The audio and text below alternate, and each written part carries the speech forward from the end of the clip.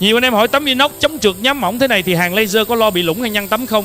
Thực tế công nghệ hàng laser hiện đại kiểm soát mức nhiệt cực kỳ chính xác, vùng ảnh hưởng nhiệt nhỏ nên không gây biến dạng hay làm cong vênh bề mặt inox.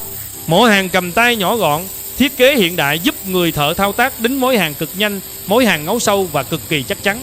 Bên mình chuyên cung cấp các dòng máy hàng laser mini thế hệ mới nhỏ gọn, dễ vận hành, giải quyết triệt để bài toán thợ tay nghề và nâng cao năng suất xưởng.